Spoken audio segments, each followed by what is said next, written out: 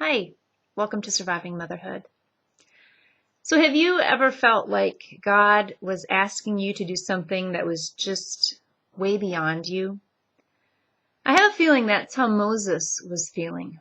I've been reading through the book of Exodus for the past few days, and as I read chapter 6 and I read Moses' objection to what God was asking him to do, to go to Pharaoh and tell Pharaoh to let the people go, well, he wasn't so keen on that idea. I want to read for you, a part of that, beginning in chapter 5, verse 22.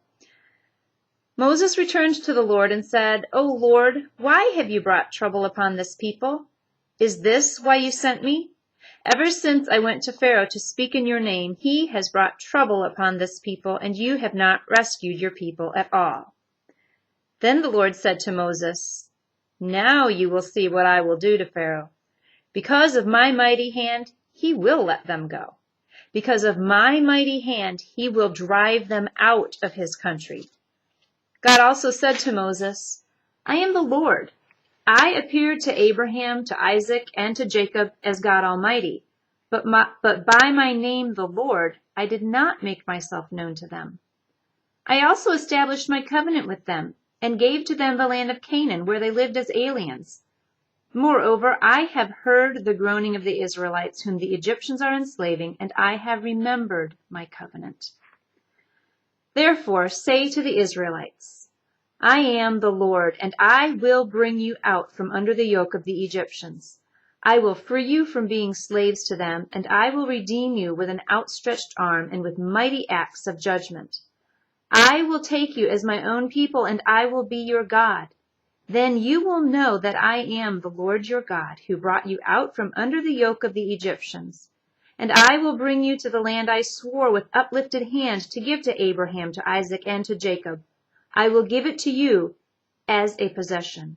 I am the Lord." So right there, God is talking about this amazing stuff that he is going to do. He has the power to do this. His mighty arm, his outstretched hand. He's telling Moses, "Tell this to my people. I am the Lord and I will do it." But in verse 9 of chapter 6, Moses reported this to the Israelites, but they did not listen to him because of their discouragement and cruel bondage. Then the Lord said to Moses, "Go, tell Pharaoh, king of Egypt, to let the Israelites go out of his country." But Moses said to the Lord, "If the Israelites will not listen to me, why would Pharaoh listen to me, since I speak with faltering lips?" So the Israelites, in their discouragement, didn't listen to or believe Moses. Now God tells Moses, "Go talk to Pharaoh." And he says, "If the people won't listen to me, why would Pharaoh listen to me?" And again, in verse 28 of chapter 6, "Now when the Lord spoke to Moses in Egypt, he said to him, I am the Lord. Tell Pharaoh, king of Egypt, everything I tell you."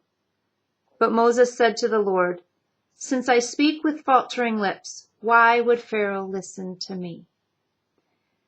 And the thing that struck me as I read these verses, the first thing that struck me was just the amazing promise that God was making, talking about his power and everything he was going to do. But the second thing that struck me was Moses' response. It was almost as if he didn't hear God saying, "I am the Lord and I will do this thing." All Moses could seem to focus on was his faltering lips. Moses was focused on Moses and how inadequate he was. But God was trying to show him how powerful he is. And it made me wonder how often I get caught up in my inabilities so that I can't see God's abilities. And it kind of made me think of a new prayer. Something like, "God, help me to stop worrying about the things I can't do and to trust more in everything you can do." Friends, it really doesn't matter who we are. It doesn't matter what we can do. What matters is who God is and what he can do.